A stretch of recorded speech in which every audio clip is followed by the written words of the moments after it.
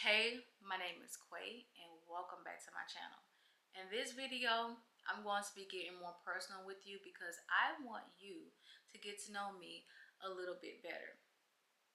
And hopefully I can get to know you a little bit better too. But in this video, I'm going to be talking about some of the things and challenges that I went through in my past and ultimately what led to single parenthood and how I'm rebuilding my life as a single mom of two. But before I get into this video, I do want to give a disclaimer. First of all, I realized that I created this platform for women like me, for single parents, whether you are a man or a woman. I feel like as single parents, we go through so much and we have a lot of challenges and it's hard navigating those challenges. So I wanted to put myself out there, share my experiences, share my journey. I realized that when I got on YouTube, I only started sharing part of my journey. I don't really talk about the past. I don't really talk about my struggles or really how I got here. I talk a little bit about some of my financial struggles, but there is so much more to single parenthood. And this is especially for my single mothers because I feel like we have it hard and we're so misunderstood and we just have so much negativity associated with being a single parent. And I really just want to create this platform to inspire and to bring hope to other single mothers just like myself. So with that being said, I'll be sitting down recording a lot more. That's the disclaimer, by the way. Recording a lot more of these face-to-face talking videos. So I really hope you don't mind. But with that being said, let's just go ahead and jump into this video. Me becoming a single parent and how I've been navigating or how I've navigated some of those challenges. So first, let's talk about my oldest daughter. She is 15 and I had her after I graduated high school. I was 18. And at the time, my mom, she was in the military. She was also a single parent as well. So really what happened there was he was 18 or 19 at the time. He was living with his mom. I was living with my mom. I didn't have no job. I didn't have any money.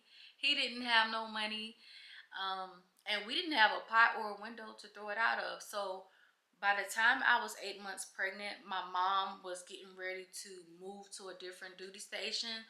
So really, because we didn't have anything, it just made sense for me to just pack up and leave with my mom because I really didn't know what I was going to do with him and not really having anything. That just seemed like the easier thing to do. So that's pretty much what happened there. Fast forward 10 years later, I'm 28. I've been in the military for a few years at this time. I meet my daughter's dad and we moved really, really fast. We got married really, really fast. We had a kid really, really fast and we got divorced. And y'all know what they say. Don't nothing happen fast but a crash. And that's exactly what happened, y'all. We crashed and we burned. But anyway, I meet my daughter's dad and if I would have taken my time to get to know this man, I think a lot of the things that I went through could have been avoided. And we probably wouldn't have even ended up together, to be honest with you. If I was where I'm at now mentally, back then, I would have made different decisions. But I have no regrets. Actually, my only regret really is I wish I would have communicated a lot of my relationship issues more with my partner at the time, and I feel like things would have been better. But anyway, let's just talk a little bit more about that because I feel like that relationship speaks a lot about where I'm at now and what helped to shape me to be the way that I am, because I feel like I was in love. I thought I was in love, and I just went through a lot of things that opened my eyes and that really pushed me to do all the things that I've done so far. So anyway, me and my daughter dad, we met And within a few months we were getting married, and then after we were married we ended up getting pregnant with my baby girl, and yeah, we ended up getting pregnant with her, and everything else from there was just pretty much downhill because I didn't take the time to get to know him. There's a lot of things that I didn't know until it was too late, to be honest with you. One of the biggest things in that marriage was the financial strain on myself. Now, give me 1 second, excuse me. Okay, so in that marriage, I was really burdened by finances. Now, please don't judge me, but this is just my young mind back then. One of the reasons why I got with this man was because the idea of me no longer being a single mom, and also having some real help in a partner and somebody that I can build and grow with. But I didn't assess his character properly. I didn't, well, you know what? Let's not do that. We're not finna, because you know what? At the end of the day, I still love my daughter's dad, and we're not going to shame him or talk about him in any type of way. But I don't, I don't really know how else to really get. Let me just say what I need to say. I'm sorry. I didn't really get to know him the way that I should have, and had I done that, I feel like a lot of things would have been avoided. Excuse me if I'm repeating myself, because at this point it's kind of a, I don't know what I've said. But anyway, I got with him thinking that the financial stress and strain would be easier because he was higher ranking, he was also promotable, and I just thought that was good income, and it was just a good idea at the time. Yes, I did intend on actually loving and being with that person, but also I would be lying if I didn't say like the finances, the thought, the idea of having that much income coming into the home was definitely on the forefront of my mind. So I think that was another thing that kind of pushed me to just move as quickly as I did, because I was just ready to not be a single mom. And I think at the time too, when I would meet other women in the military who were mothers and who were married, they would, talk, and they would ask questions and stuff. And then when they realized that I wasn't married and I was a single parent, the energy and stuff just kind of shifted a little bit. So I think that was another thing too. I just kind of felt awkward a lot, and just like, I don't know. I just felt like it was just such a bad thing to be a single mom in the military. But anyway, I rushed and I got married because I just love the idea of having a partner and more money coming into the home. I didn't ask the right questions. I didn't get to know him as well as I should have before we made all the decisions that we made. So ultimately, what ended up happening was what I thought wasn't really what it was. Even though, you know, he was presented in a certain manner, that wasn't what I got. And I realized that even though he was, higher ranking, he ultimately made more money than I did. He didn't actually, his net income was a lot less. And I ended up taking on a lot of financial, the financial burdens, because, it was mostly my income we had to work with and live off of. So, I was putting a lot of things in my name. You know, I'm gonna skip all the other stuff. Basically, y'all got the point. The financial burden was heavily on me, and that really took a toll on me. And I think that was one of the biggest deciding factors in what led to our divorce. But before I even got a divorce, there was the infidelity that came into place, and I feel like that was the camel that broke the that was the straw that broke the camel's back, was the infidelity. Because it's like, I'm dealing with all this financial hardships. On top of that, you're doing this.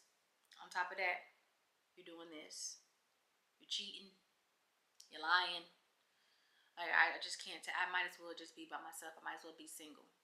So that's exactly what I did. I got a divorce. And you want to know what's crazy? Now, not a whole lot of people know this. But what's so crazy? When we got a divorce, I immediately regretted it because you know what? This the same reason why I regretted it is the same reason why I ended up staying in that marriage longer than I should have. But when we got a divorce, the emotions that I was feeling was I'm a single mom again. I'm a single mom of two with two different baby daddies. And now I have two kids to take care of by myself. How am I going to do this? And that same negative thought that hit my mind was the same thing that kept me in that relationship too for as long as I was in that relationship, even though we didn't last long. But that was the reason why I was holding on to and trying to make it work. It was because I didn't want to be a single mom of two. I didn't want to have, because I still plan on having more kids. And I just like, who am I going to have my children with now? You know, just all these things that just were playing in my mind that just kept me in that space that I made a bad decision. But I have no regrets because I didn't make a bad decision. And after some time, I was able to realize that, you know, even though I'm a single parent and I have two baby daddies, this is just what the circumstances are. But this doesn't take away from my value, who I am as a woman, and who I have grown to be. So, with that being said, when I had that negative mindset about, being a single mom of two and regretting getting divorced, when he came back to work out our relationship and to try it again, I was all for it because I was like, let's make it work. I want to raise my daughter in a two-parent household. I just had a certain vision for her. I had a certain vision for myself. So I was like, yeah, let's make it work. I still love you. Let's figure this out. That was a bad idea. but we ended up getting married a second time, and it ended up happening the same way it happened the first time. It just didn't work out. So anyway, I had to leave that relationship, and it took the second time we got married, and then him cheating again, and just the things that happened in our first marriage for them to continue to happen, for me to realize that I can't I can't live life like this for the sake of looking and feeling a certain way. But anyway, I realized that I was truly better off without him. So with that being said, let's because I'm talking and I think I'm rambling at this point. Anyway, that happened. We got married a second time. Now I was so embarrassed. I felt so down. I felt my absolute lowest once we got a divorce the second time, because that was like my dirty little secret, because a lot of people don't even know we even got married a second time. We just, we just did it, and then we got a divorce.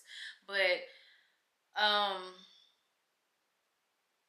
anyway, once we were divorced, I really had to start over from scratch. And yeah, I'm skipping some stuff, but I'm really trying not to get too much detail into this, because this isn't just me, it's him. And at the end of the day, I still dearly I care about my daughter's dad, and I don't want to exploit him in that way, but I don't know how else to tell my story. So I am kind of jumping and skipping over some things, but I do want you guys to get the point too and understand, me and how I'm here. But uh y'all, I think y'all got the point on that. Like, it just didn't work out. But I do want to share this little piece. Um when we got a divorce, I was at a point where I was leaving the military, and we were also separated. Like, I was leaving, I was getting out, and I really didn't know what I was gonna do at this point. I already was, barely having enough money to make ends meet on my own. And let me just tell you this: this was another dirty little secret at the time, and this was towards the end of our relationship, where right where we were separating, but because I had all these financial burdens and they fell on me. And then at one point when we were no longer living together, I started to pick up at this point, I had every single bill I had to pay, even the ones that he was responsible for. And I had to Uber to make ends meet. And I did this with two kids with me. I went Ubering with, at the time, I believe, um, well, Aubrey, well, okay, of course, Aubrey was 10 because they are 10 years apart. Aubrey was 10, and then Aya, she was just a little baby, and she was definitely too young. They were too young for me to just leave them in the house. So I would Uber, and I would bring my kids with me, and I would be out Ubering all night just so I can figure out, how am I going to feed us? I need to come up with the rest of this money for these lights. And I remember one time, even after Ubering, when I came back, our freaking power was off. And come to find out, y'all, like the bill was so far behind. I didn't even know it was that far behind, and I was supposed to pay a certain amount by a certain time. It just didn't happen, and I didn't know the bill was that far behind. But we came home one day from Ubering, me and the girls, and the freaking power was out. And I just cried. I just remember, at that time just feeling like, dang, I don't got no help. I ain't got nobody.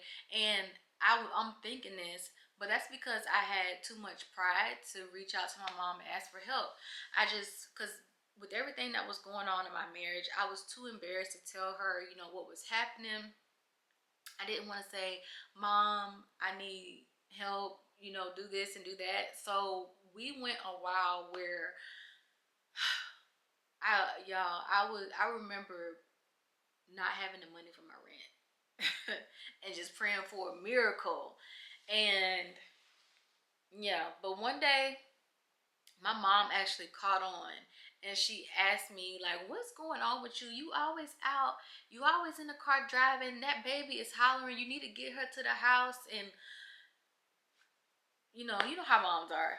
And so at that point, when I couldn't, I feel like I couldn't lie about it no more. That's when I came out and I told her, well, Mom, I have to be out. I have to Uber because we need money. But at that point, and thank God for moms. Oh my God, excuse me. When my mom found out what was going on, when she found out what was going on, she started to help without me even asking her. She was just sending money to make sure that me and the girls were good. But I really think she mostly did that because she didn't want her grandbabies to be in the house without no lights on or without food in the refrigerator. I think that was the deciding factor for her. It was them grandbabies. I'm not saying my mama don't love me, but I'm pretty sure, you know, you know how moms are. My grandbabies can't be in no situation like that, so she had to step in. But yeah, my mom, she helped for several months, and she was sending us money every single month, and I'm really grateful for that because without that, I really don't know. We probably would have ended up evicted, to be honest with you, eventually, or even worse off. But anyway, that was happening right when I was transitioning out, right when I was separated. And this was the first time that him and I were married. This was towards the end of the first marriage.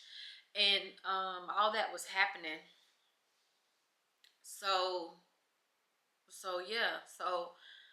I basically, once I finally got my date to where my contract, like once I got out of the military and my contract end date was there, like a month later we were leaving. And at that point, and I was even scared to even ask my mom this because I felt like she had already did so much but I really didn't know what else I was going to do. So I was like, Mom, is it okay if me and the girls can come stay with you? I'm getting out the military. Can I can I stay with you until I get out of debt? Because at this point, y'all, I racked up so much debt from the marriage. And I was just in so much financial trouble. I really couldn't even afford to get a house. Like, I couldn't buy us a house. I tried to buy us a house, but my credit was so bad, and I wasn't making enough money to really get us something that was I was able to afford a home, just nothing that was of quality. It was like in really bad shape, like, the really bad shape houses. I was able to afford that, but I didn't want to put my girls in that kind of house. So I asked my mom, like, hey, can I come home and I'm gonna get a job, I'm gonna work, I'm gonna do this. And yeah, she was pretty much like, yes, I don't mind, y'all can come. And so that's what I did. I left Kansas because that's where we was at the time. I left Kansas. Me and my girls, we packed up our 2-bedroom apartment and we moved my car and everything. It was attached to a U-Haul. I drove that U-Haul with all our stuff in it and that car on the back of it all the way to Texas. And yeah, and that's pretty much where we started. That's pretty much where we started over from that marriage. Now, the part about us being married a second time was after I had already moved, and me just being in such a low space. And my mom, and at the time, my mom don't even know that we've even started back talking, and she would be so furious if she knew, like, why would you even, after everything that's happened. But I'm gonna tell you one thing about a marriage and one thing about relationships. You can't let people decide for you what it is to do. Whether you get a divorce or stay with somebody or why you go back with them. We all have our reasons. You make your decisions and you do what you do for you. But yeah, I just thought maybe for real the second time around that things would actually be different. He said that they was going to be different, and I believed that. And so I went with that because I really wanted a certain life for my daughter. So yeah, we ain't gonna talk no more about the baby daddy because at the end of the day, that's my daughter's dad, and we both done some things to hurt each other. But that was just an experience that I feel like I had to go through in order to push as hard as I did. Now, enough about him. Let's fast forward, right? So now we are in Texas, and I'm gonna tell you one thing. Absolutely love my mother, but we butt heads a lot, and it's so hard for us to stay under one roof, because my mom, she has her way of doing things, and I have my vision about things, and we just don't really see eye to eye a lot. And I feel like that's pretty much been the struggle of our relationship. But I felt like even being in her house, I still felt like I just felt so much pressure to hurry up and get out of her house, because I just felt like you know how you feel when you just overstay your welcome. Even though she said we could be there, it was just an uncomfortable feeling. I just hated that I needed help and that I was there, because I don't know, it just didn't feel right. And of course, we went through our stuff being there. But I'm not gonna dig too deep into that because family, we have our issues. We go through things, we overcome them, we get we make up and we move on, and that's what we did. But y'all, I stayed with my mom for 2022, June 2022, 23, 2024, 2025, until September 2025, because September 2025 is when we moved into this house, and we've been here now for several months. September will be 1 year. But anyway, I do want to talk a little bit about some of the struggles being in my mom's house. I know at one point, y'all, because I said we butted heads, and I'm not gonna go into details about what we butt heads about, but we were butting heads a lot. And at one point, I did find myself living in my car, and I did not. It was difficult because I have two girls, and regardless, and this is why I love my mama so much, and I'm just so appreciative of her, because not a lot of parents would do the things that she done despite whatever our differences are. Whatever problem me and my mom had, she did not take that out on my children. So even though I wasn't in her house, she still allowed my children to be there. But at the time, I had the little one with me.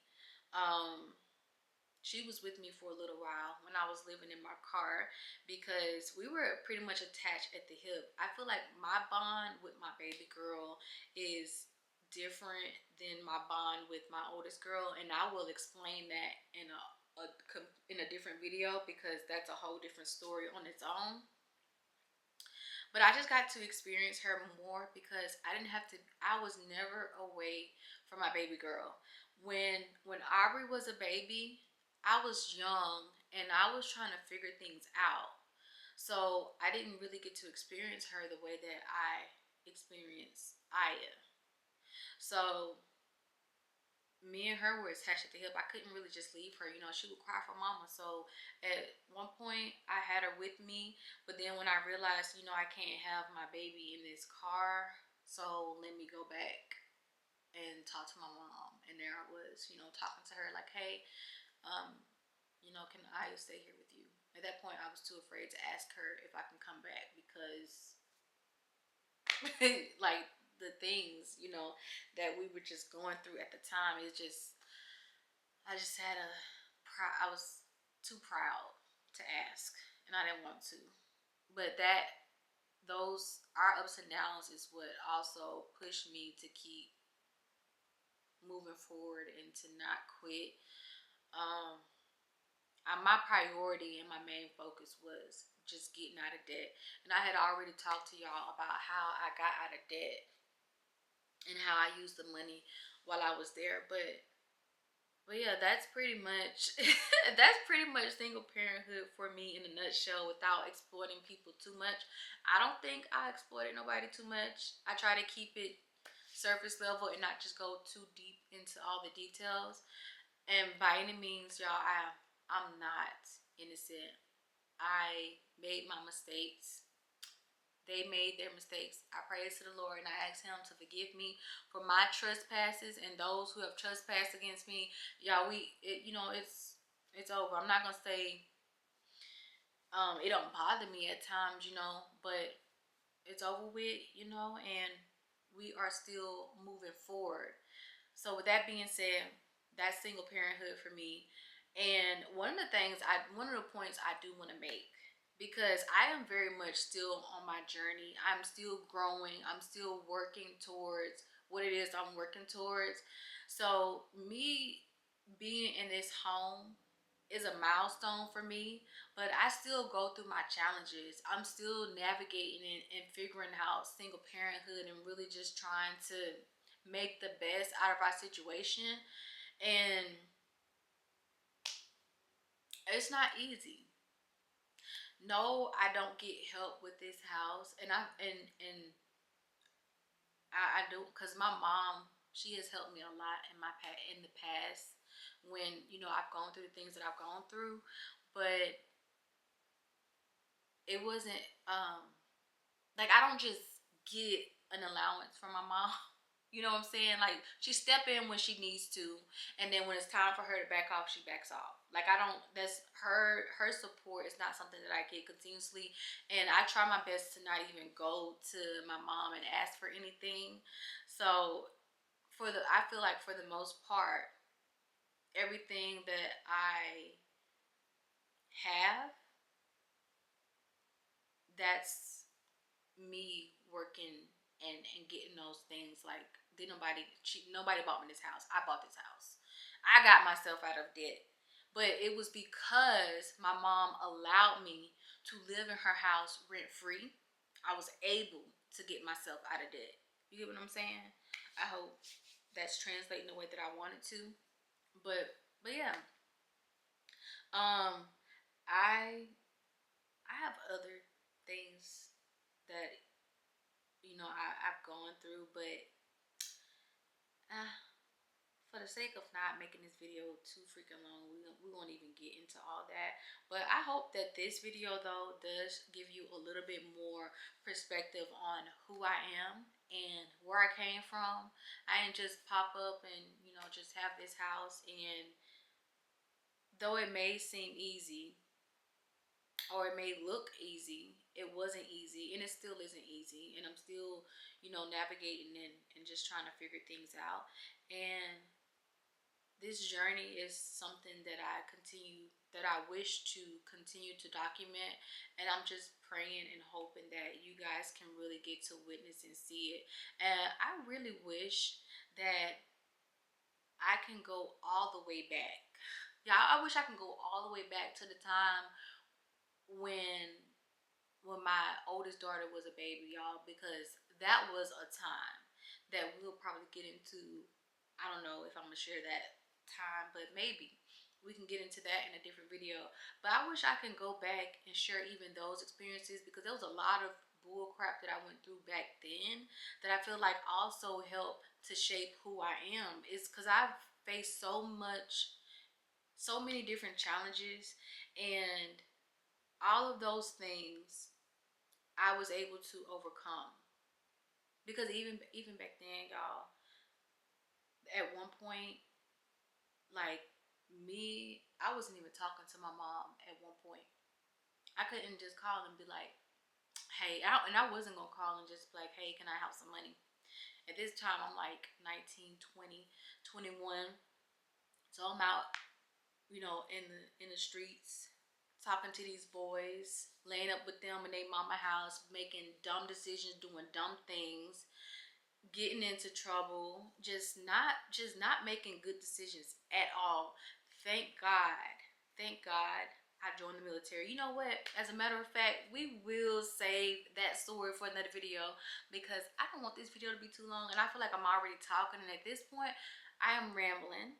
I feel like you get the point. That's how I became a single parent. And just know that it's not easy. It wasn't easy. It still isn't easy. I still work hard and I still push to do my best and to do better and better each day, each year. So I'm really praying that you guys will stick with me along this journey, because I do have more to tell. I do have more to share. It might take me a little time to share, y'all, because I'm a little nervous when it comes to sharing things, but that's what I created this platform for initially. And it took me so long to even come out and talk a little bit about my past, because the internet is a scary place. And I'm a scary lady. Like, I feel like I'm fragile in so many different ways. Even though I may seem tough, I'm fragile at the same time. So yeah, but that's pretty much it. I'm not gonna keep on talking your head off. I will see you in a different video, and maybe we'll talk about what led to me going to the military, some of the dumb, stupid things that I did back then. Because when I tell y'all, I made some stupid decisions, and that's the reason why we are a single parent. But we grow, we learn, we do better, we move on, and we just keep moving on. And that's all I can do, is just keep moving on, putting one foot in front of another, and just making better decisions going forward. That's all you can do. Don't stay mad at myself for the things I did in the past. Definitely had to learn to forgive myself. It took a long time. I'm still forgiving myself for things, but that's just the nature of my life. And and that's just that. But anyway, y'all, I keep saying I'm gonna be done talking and still ain't shut up. That's it for real. Come and see me in my next video. And thank you so much for watching, especially if you stuck through this through the entire time. Yeah. I'll see y'all later. Bye.